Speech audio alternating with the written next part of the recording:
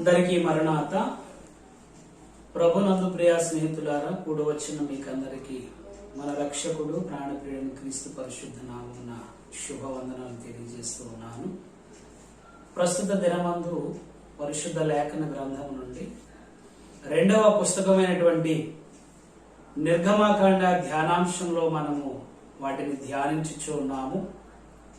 గడిచిన దినము 37వ అధ్యాయం ధ్యానించిన మనము ఈరోజు 38వ అధ్యాయంలో ఉన్నటువంటి ధ్యానాంశాన్ని మనము ధ్యానించబోతున్నాం. కనుక చిన్న ప్రార్థన చేసుకుని కార్యక్రమాన్ని ప్రారంభించుకుందాం. దయగలిగిన తండ్రి, పరిశుద్ధుడా, వందనాలు. ఈ దినము 38వ అధ్యాయంలో ఇక ధ్యానాంశం మేము ధ్యానిస్తుండగా నీ ఆత్మ సహాయము మాకు అందించి మాకు కావలసిన పరలోకపు వర్తమానం మీరు అందించి మమ్మల్ని ఆధ్యాత్మికంగా ముందుకు నడిపించి రాకడకు సిద్ధపరచమని వరాల ఉపవాసం మాకు అనుగ్రహించిన యేసు పరిశుద్ధ నామమని ప్రార్థనకి సమర్పిస్తున్నాం మా పరమ తండ్రి, ఆమేన్. ప్రభునందు ప్రియ స్నేహితులారా, కూడి వచ్చిన మీకు అందరికీ మన రక్షకుడు ప్రాణప్రియుడైన క్రీస్తు యొక్క కృపా సమాధానం మెండుగా కలుగునుగాక, ఆమేన్. ప్రియులారా, నిర్గమకాండం యొక్క ధ్యానాంశంలోకి వెళ్లే ముందు నిర్గమము అనగా అర్థము విడుదల లేక దాస్యం నుంచి విముక్తి అనేటువంటి అర్థంతో కూడిన విషయం అయినది. కావున ప్రభునందు ప్రియ స్నేహితులారా, ఈ పుస్తకమునందు ముఖ్యాంశములు 2 ముఖ్యాంశములు గలవు. ఒకటి, దాస్యత్వం నుంచి విడుదల. 2, దేవుని ప్రజలు ఎలా బ్రతకాలి, వారు ఎలాగ దేవుణ్ణి ఆరాధించాలనేటువంటి విషయాన్ని మనకి విశదపరుస్తూ ఉంది. ప్రస్తుతం మనం ధ్యానిస్తున్నటువంటి ధ్యానాంశంలో 38వ అధ్యాయం 1వ వచనంలో మనము చదివినప్పుడు మనకి అక్కడ బలిపీఠము అనేది కనబడుతుంది. ప్రియులారా, బలిపీఠము అనేది సమర్పణకు గుర్తు అయి ఉండగా ఈ బలిపీఠమును మనము తెలుసుకోవాలంటే ఆదికాండం మొదలుకొని ప్రకటన గ్రంథం వరకు 66 పుస్తకాల్లో దీని యొక్క అంశము లిఖితమై నిక్షిప్తముగా పొందుపరచబడి ఉంది. ప్రస్తుతం అనుకున్నటువంటి ఈ యొక్క ధ్యానాంశంలో బలిపీఠమును గూర్చినటువంటి విషయాలు మనం ధ్యానించినప్పుడు మొదటగా మనం తెలుసుకున్నాము నిర్గమం అనగా విడుదల. 430 సంవత్సరాలు బానిసలుగా ఉన్నటువంటి ఇశ్రాయేలు ప్రజలను దేవుడు ఒక దినమందు ఆ బానిస బ్రతుకు నుంచి విడుదల చేసి దేవుడు వారికి కనబడుటకు, వారితో మాట్లాడుటకై వారికి దేవుడు కోరుకున్న విషయం, నాకొక ప్రత్యక్షపు గుడారమును మీరు నిర్మించండి, ఆ ప్రత్యక్షపు గుడారముందు నేను దిగివచ్చి మీ ప్రార్థన నేను ఆలకించుదునని ప్రభువు చెప్పగా ఇశ్రాయేలు ప్రజలందరూ ఏకముగా కూడుకుని దేవునికి ఒక ప్రత్యక్షపు గుడారమును నిర్మించిన వారై ఉన్నారు. ఇది మనము బాగుగా గమనిస్తే నిర్గమాకాండం 35వ అధ్యాయం నుండి 39వ అధ్యాయం వరకు దాని యొక్క విశిదమైన పరిస్థితి కనబడుతూ ఉంది. నిర్మాణము మనకు కనబడుతూ ఉంది. ప్రియులారా, దేవుని యొక్క ప్రత్యక్షపు గుడారము 3 భాగాలుగా నిర్మించబడింది. ఒకటి ఆవరణము, 2వది పరిశుద్ధ స్థలము, 3వది అతి పరిశుద్ధ స్థలము. ఆయా స్థలాలలో దేవుని యొక్క ఉపకరణాలు ఏర్పాటు చేయటం దేవుని చిత్తమై ఉండగా అతి పరిశుద్ధమైన స్థలంలో దేవుడు నిర్మించి బలిపీఠమును మీరు నిర్మించండి అని దేవుడు సెలవిచ్చిన వారైనారు. ప్రియులారా, ఆ బలిపీఠము అతి పరిశుద్ధమైన స్థలంలో ఉంది. ఆ స్థలంలో ఉన్నటువంటి బలిపీఠము మీద కెరూబులు, సెరూబులు అనే వారు కరుణాపీఠం మీద ఉండి దేవుని సింహాసనముకు ఆ బలిపీఠం యొక్క అర్పణలు అందించుచూ ఉన్నారు. బలిపీఠము అనగా సమర్పణ. కావున చాలా మంది దేవుని యొక్క ఉపకారమును ఎరిగిన ప్రతి ఒక్కరు కూడా, ప్రతి భక్తుడు పితరుల కాలంలో వారికి దేవుడు చేసిన మేలుని బట్టి వారు దేవునికి ఒక బలిపీఠమును కట్టి వారు అర్పించేవారు. ఈ రీతిగా చూసినప్పుడు పరిశుద్ధ గ్రంథంలో మొదటి యొక్క బలిపీఠము నోవాహు నిర్మించిన వాడై ఉన్నాడు. కారణము నోవాహు దినములలో వచ్చినటువంటి జల ప్రళయమును 40 దినాలు పగలు రాత్రి ప్రచండమైన వర్షము కుమరించగా 150 దినాలు భూమి మీద నీరు ఉండి సమస్తము సకలము సమసిపోయినప్పటికీ నోవాహు కుటుంబం ఒకటి మాత్రమే ఆ నీటి మీద తేలియాడి చివరికి వారు అరారోతు కొండ మీద ఆగినప్పుడు వారు దేవుడు వారిని బ్రతికించిన పరిస్థితిని బట్టి నోవాహు ఆ కొండ దిగువన ఒక బలిపీఠమును కట్టి పవిత్రమైన పశువులను జంతువులను అక్కడ అర్పించిన వారై ఉన్నారు. ఆ పవిత్రమైన జంతు పశువుల బలి యొక్క విషయంలో దేవుడు ఎంతో సంతోషించాడు. నోవాహు కట్టినటువంటి బలిపీఠమును బట్టి దేవుడు ఎంతగానో ఆనందించాడు. అది మట్టితో కట్టినటువంటి బలిపీఠము. తదుపరి అబ్రహాము కూడా తన కుమారుడని ఇస్సాకును బలి అర్పించుట కొరకై అబ్రహాము ఒక బలిపీఠమును కట్టెను. అలాగనే తదుపరి ఇశ్రాయేలుకు నాయకుడుగా ఉన్నటువంటి మోషేను కూడా దేవుడు పిలిచి, మోషే, నాకు ఒక బలిపీఠం మీరు కట్టండి, నిత్యము దానిపై హోమములు జరగాలి, దహన బలి జరగాలని చెప్పినప్పుడు దేవుడు మోషేతో అంటున్నాడు, నాకు ఒక మట్టి బలిపీఠము కట్టండి, రాతితో కూడినటువంటి బలిపీఠము కట్టండి, కానీ దానిని ఏ పనిముట్టు తగలకుండా మీ యొక్క బలిపీఠమును కట్టాలని మోషేతో దేవుడు తెలియపరిచిన వారైనా ఈ విషయమని ఎరిగినటువంటి మోషే బలిపీఠమును కట్టి నిత్యము దేవుని ఆరాధిస్తూ ఉన్నాడు.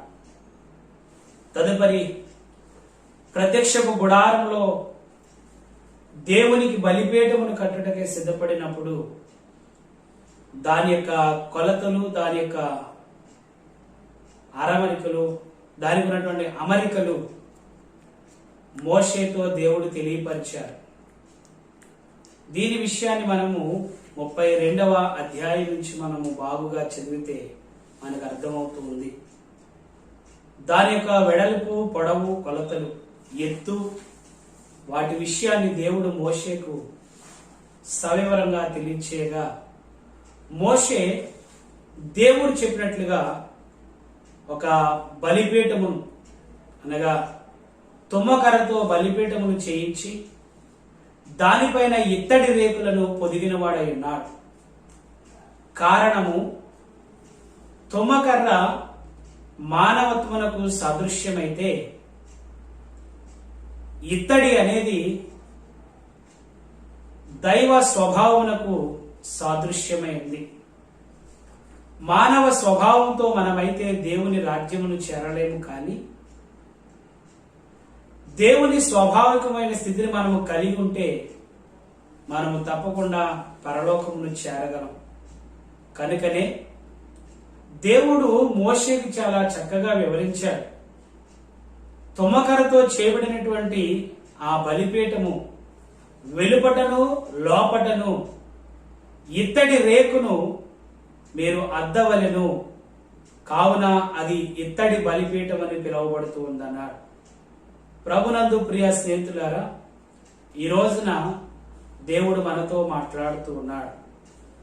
మానవత్వంతో కలిగినటువంటి మనము దేవునిని చూడలేకపోతున్నాం, దేవునితో మాట్లాడలేకపోతున్నాం.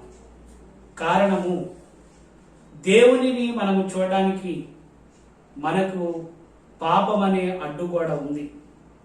ఆ పాపం అనే దాస్యత్వం నుంచి విడుదల చేయడానికే దేవుడు దైవ స్వభావమును మనకు అలంకరణగా ఇచ్చారు. దానికి సాదృశ్యమే ఆ ఇత్తడి బలిపీఠం. కావున ఈ దినమందు తుమ్మకరకు సాదృశ్యమైన మనము, లోకము లోకాశలో పడుచున్న మనము, ఈ నిర్గమాకాండం యొక్క ధ్యానాంశములను దినమునకు ఒక అధ్యాయం చొప్పున మనము ధ్యానించినప్పుడు అందులో ఉన్నటువంటి ఆత్మ సంబంధమైనటువంటి విషయాలు మనకు ఎన్నో అర్థమవుతూ ఉంటాయి. ఒక మనుషుడు పరిపూర్తిగా దేవుడిని ఆరాధించడానికి తగినటువంటి విషయాలు దేవుడే మానవునకు అంశములుగా ఏర్పాటు చేయడం జరిగింది. ప్రియ స్నేహితులారా, ఈ రోజున దేవుడు మనతో మాట్లాడుతూ ఉన్నాడు. మీ హృదయం అనే బలిపీఠమును మీరు కట్టండి. అప్పుడు దేవుని యొక్క స్వాభావికమైన స్థితి దానిపై అలంకరణ ఉన్నప్పుడు మనం దేవునికి ఉపయోగకరంగా ఉంటాము అని మోషే గారి ద్వారా కట్టింపబడినటువంటి ఆ యొక్క ఇత్తడి బలిపీఠమును సాదృశ్యంగా దేవుడు మనం అందించాడు. అలాగనే ప్రకటన గ్రంథంలో మనం చూసినట్లయితే కనుక బంగారపు బలిపీఠం మనకి కనబడుతుంది. ఇది దేవుని సింహాసనం ఎదుట ఇది ఏర్పాటు చేయడం జరిగింది. భూలోకంలో ఉన్న మనము దైవ సన్నిధానమును మనం చేరి దేవుణ్ణి స్తుతించి ఘనపరిచి ప్రార్థించినటువంటి ప్రతి ప్రార్థన విజ్ఞాపనలను దేవదూతలైన వారు ఆ బంగారపు బలిపీఠం మీద ప్రోక్షించుచుండగా ఆ బంగారపు బలిపీఠం ఎదురుగా ఉన్నటువంటి దేవుని సింహాసనము, అటు సింహాసనముపై ఆసీనుడైనటువంటి తండ్రి అయిన దేవుడు వాటిని వినుచు ఆలకించుచు తగిన సమయమందు దేవుడు మనకు బహుమతిగా వాటి యొక్క నెరవేర్పును మనకు అందిస్తూ ఉన్నారు. ప్రియ స్నేహితులారా, ఈ దినం యొక్క ధ్యానాంశము బలిపీఠము అనగా సమర్పణ అని అర్థమని మనం తెలుసుకున్నాము. కావున ఇటు స్థితిలో ప్రారంభంలో నోవాహు కట్టినటువంటి బలిపీఠము, అలాగనే అబ్రహాము కట్టెలతో కట్టినటువంటి బలిపీఠము, అలాగే మోషే గారు రాతితో కట్టబడినటువంటి బలిపీఠము, ఇవన్నీ కూడా దేవునికి తన సమర్పణగా వారు అర్పించిన వారైనారు. అలాగే పరలోక పట్టణంలోటువంటి బంగారపు బలిపీఠము కూడా దాని యందు మన ప్రార్థనలు ప్రోక్షింపబడుతూ ఉన్నాయి. అయితే ఇవేవి కూడా దేవుడు కోరుకుంటలేదు కానీ ప్రస్తుత దినాల్లో క్రీస్తును బట్టి ప్రభునందు ప్రియ స్నేహితులారా, క్రీస్తు విశ్వాసులే అర్పణ. కారణం, క్రీస్తు మనకి బలిపీఠమై ఉన్నాడు. హెబ్రీయులకు రాసిన పత్రిక 11వ అధ్యాయంలో మనం చదివినట్లయితే గనక మనకు ఒక బలిపీఠం ఉన్నది. అది దాని వెలుపట దాని పని జరిగిస్తూ ఉంది. అవును దేవుడే ప్రభైన క్రీస్తే మనకు బలిపీఠముగా అమర్చబడిన వారైనారు. ప్రియ స్నేహితులారా, ఇప్పుడు క్రీస్తు యొక్క విశ్వాసులమే మనమే ఒక అర్పణ. కారణము, క్రీస్తే ఆ బలిపీఠమై ఉన్నారు. సర్వమానవాళుల కొరకు ఆయన బలిని అర్పించి ఆయన శరీరమును, ఆయన రక్తమును, ఆయన ప్రాణమును అర్పించి బలి పశువుగా, యజ్ఞ పశువుగా ఆయన మార్చబడిన వారన్నారు. దైవజనులు ఫాదర్ దేవదాసయ్య గారు అన్నారు, పాత నిబంధన కట్టబడినటువంటి బలిపీఠం అయితే క్రొత్త నిబంధన మోయబడినటువంటి బలిపీఠము. కావున మనము క్రొత్త నిబంధన వారమై ఉన్నాము గనక, పాత నిబంధన అనేది మనకి సాదృశ్యముగా ఉన్నది గనక మోయబడిన బలిపీఠముగా మనము సిద్ధపరచబడినట్లయితే దేవుని ప్రియులారా, దేవుడు మనల్ని ఎంతగానో అంగీకరించి దీవించిన ఉన్నాడు. ఈ రోజున మన పితరులైనటువంటి మోషే, నోవాహు, అబ్రహాము గారు వారు అనేకమైన బలిపీఠములు కట్టారు. మట్టితో కూడిన బలిపీఠము, కట్టెలతో కూడినటువంటి బలిపీఠము, అలాగనే ఇత్తడి బలిపీఠము, అలాగే పరలోక పట్టణంలో ఉన్నటువంటి బంగారపు బలిపీఠం. కానీ దేవుడు ఈ రోజున మనల్ని బట్టి కోరుకునేది, నాడు ఇశ్రాయేలు ప్రజలను ఎలాగైతే ఆ ప్రత్యక్షపు గుడారంలో ఉన్నటువంటి ఉపకరణములన్నిటిలో ప్రధానముగా బలిపీఠమును దేవుడు ఎన్నుకున్నాడు, ఈ రోజున ఈ లోకములో ఉన్న మనలందరినీ దేవుడు ఎన్నుకుని మన హృదయమునే ఒక బలిపీఠముగా కట్టమని దేవుడు కోరుతూ ఉన్నాడు. ఈ పనిని చేటు కొరకే ఆనాడు నైపుణ్యత కలిగినటువంటి బెస్సలేలను ఎలాగని దేవుడు పిలిచాడో, ఈ లోకంలో అనేక మంది ఉండొచ్చు, కానీ ఈ రోజున నిన్ను నన్ను ప్రియ స్నేహితులారా దేవుడు పిలిచి మీ హృదయం అనే బలిపీఠమును కట్టండి అని దేవుడు మనకి తెలియచేసిన వారైనా, మనము కట్టి మనము నిర్మించే విధానం బట్టే మనకి ప్రతిఫలం. ప్రియులరా, మట్టి బలిపీఠము 30 ఆశీర్వాదం అయితే ఇత్తడి బలిపీఠము 60 ఆశీర్వాదము, బంగారపు బలిపీఠము 100 ఆశీర్వాదము మనకు అనుగ్రహింపబడుతూ ఉంది. అలాగనే వాటికన్నా మన హృదయం అనే బలిపీఠమే దేవునికి ఎంతో ఇష్టమైనది గనక ఈ బలిపీఠమును కొరకు దేవుడు ఎదురు చూస్తూ ఉన్నాడు. బలిపీఠము కట్టి ఊరుకుండటం మంచిది కాదు, దాని మీద నిత్యము దహన బలులు అర్పణ చేయిస్తూ ఉండాలి. పితరులు ఎవరు ఏమి చేసినా, ఎవరు ఏ రకమైనటువంటి బలిపీఠము కట్టినా వాటి మీద నిత్యము దహన బలులు అర్పించుచు వారు హోమములు జరిపించేవారు, దహన బలులు అర్పిస్తూ ఉండేవారు. అది దేవునికి ఎంతో ఇష్టం. ఈ రోజున మనము కూడా మన హృదయం అనే బలిపీఠమును కట్టి దేవునికి ఈ హృదయం అనే బలిపీఠము ద్వారా నిత్యము ప్రార్థన అనేటువంటి దహన బలులు మనము చేయవలసిన వారమేనా. దేవుడు రాయించిన మాట అపోస్తలుడైన పౌలు తెస్సలోనికీ రాసిన మొదటి పత్రిక 5వ అధ్యాయం 16వ వచనం అంటారు, ఎల్లప్పుడూ మీరు దేవునికి కృతజ్ఞతాస్తుతులు చెల్లించండి, ఇది మానవుని యెడల దేవుని చిత్తమై ఉన్నదని. అవును ప్రియులారా, దేవుడు మన యెడల ఒక చిత్తాన్ని ఏర్పాటు చేశారు, ఒక నిర్ణయాన్ని ఏర్పాటు చేశారు. ఏమిటి అంటే మన హృదయం అనే బలిపీఠము కట్టబడాలి, దాని మీద నిత్యము ప్రార్థన స్తుతి అనే యాగము బలి అర్పణ జరుగుతూ ఉండాలి. ఇది దేవునికి ఇష్టము. కనుకనే ఇశ్రాయేలు ప్రజలందరినీ వారి వారి భూభాగంలో వారి వారి స్వాస్థ్యమును వారు అందుకునేంత వరకు కూడా వారికి తోడుగా ఆ దైవ సన్నిధి అందున్న బలిపీఠమును దేవుడు తోడుగా ఇచ్చాడు.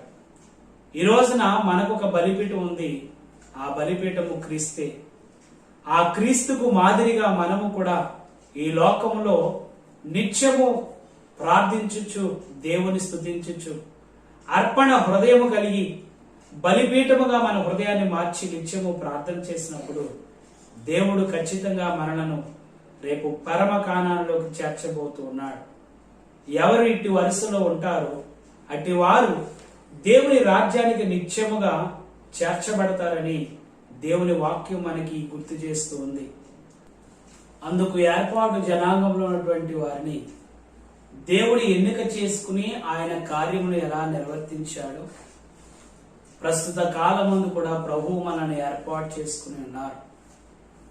కావున మనము మన హృదయం అనే బలిపీఠమును మనము కట్టినప్పుడు దేవుడు ఆ బలిపీఠం మీద ప్రోక్షింపబడుతున్న ప్రతి విధమైన విజ్ఞాపనను ప్రార్థనను ఆలకించి మనను ఆశీర్వదించబోతూ ఉన్నాడు. ప్రియులారా, మొదటిగా కట్టబడినటువంటి మట్టి బలిపీఠము 30 ఆశీర్వాదం అయితే, రెండవదిగా కట్టబడినటువంటి ఇత్తడి బలిపీఠము 60 ఆశీర్వాదము. తదుపరి దేవుని పట్టణంలో ఉన్నటువంటి బంగారపు బలిపీఠము 100 ఆశీర్వాదం. ఎప్పుడైతే మన ఆధ్యాత్మికమైన జీవితం 30 నుండి 60 60 100 వెళుతుందో 30 ఉన్న వారిని ప్రియుడా అని దేవుడు పిలుస్తూ ఉన్నాడు. 60 వచ్చిన మనము నా ప్రియుడా అని పిలుచుచు 100 ప్రతిఫలము నా ప్రాణ ప్రియుడా అని మనము దేవుడును హత్తుకోగల భాగ్యం మనకి అందుతూ ఉంది. కావున మన హృదయం అనే బలిపీఠమును కట్టి ప్రభువునకు మనమే సమర్పణ అయినప్పుడు దేవుడు అద్భుతమైన ఆశ్చర్యమైన కార్యాలు జరిగిస్తూ ఉంటారు. అలాగనే అటు బలిపీఠము ద్వారా వారు నిత్యము చేయబడినటువంటి అర్పణలు బట్టి, ప్రార్థనలు బట్టి, విజ్ఞాపనలు బట్టి వారు చేర్చబడినటువంటి కానాను పట్టణమును వారు చేర్చబడి వారికి ఇవ్వబడినటువంటి వారి స్వాస్థ్యమును వారు అనుభవిస్తూ ఉన్నట్లుగానే మన హృదయం అనే బలిపీఠమును కూడా దేవునికి కట్టి అర్పణ చేసినప్పుడు దేవుడు మన కొరకే ఏర్పాటు చేసిన పరమకానాను పరిశుద్ధమైన పట్టణములో పాలు పంచుకోవడానికి ఇది గొప్ప మంచి అవకాశంగా దేవుడు మనకి ఇచ్చాడు. ప్రియ స్నేహితులారా, మరొకసారి మీతో నేను మాట్లాడుతున్నాను. మీ హృదయం అనే బలిపీఠమును కట్టి నిత్యము ప్రార్థన, స్తుతి అనే అర్పణలు అనుదినము దేవుని రాకడ వరకు మనం జరిగించినప్పుడు దేవుడు ఖచ్చితమైనటువంటి ఆశీర్వాదాలు మన మీద కుమ్మరించబోతున్నాడు. అందుకు గొప్పదైన సహకారము ఈ నిర్గమాకాండం అనే పుస్తకం. దాని ప్రారంభ అధ్యాయం నుంచి ఉన్నటువంటి 40 అధ్యాయాల వరకు ధ్యానించి ఒక్కొక్క అధ్యాయం మనం ధ్యానించినప్పుడు దానిలో సంగతులు దేవునికి సమీపముగా, దేవునికి దగ్గరగా మనలను చేర్చబోతూ ఉన్నాయి. ప్రియ స్నేహితులారా, మరొక మారు ఈ యొక్క కార్యక్రమం ద్వారా మీకు శుభవందనాలు తెలియజేస్తూ ఉన్నాను. ఈ దినమందే మీ హృదయమును దేవునికి పరిపూర్ణమైన బలిపీఠముగా కట్టండి. దేవునికి ఆ బలిపీఠం మీద నిత్యమైన ప్రార్థనా స్తుతి అనే యాగమును చేయండి. దేవుడు ఖచ్చితముగా ఆ ప్రార్థనా స్తుతి అనే యాగమును అంగీకరించి ఇశ్రాయేలు ప్రజలకు భూభాగము పంచినట్లుగా మనలను పరలోక స్వాచ్ఛలుగా మనలను దేవుడు మార్చబోతున్నాడు. కనుక అట్టి ధన్యత దేవదేవుడు మనకెల్లరికను ప్రసాదించును గాక. ఆమేన్. నాకు అవకాశం ఇచ్చినటువంటి దైవజనులు పాస్టర్ జీవన్ గారికి ప్రత్యేకమైన వందన, మరణాత తెలుస్తాను. కుడి వచ్చిన మీకందరికీ మరణాత. ప్రభువు మిమ్మల్ని దీవించును గాక. ఆమేన్. మరణాత.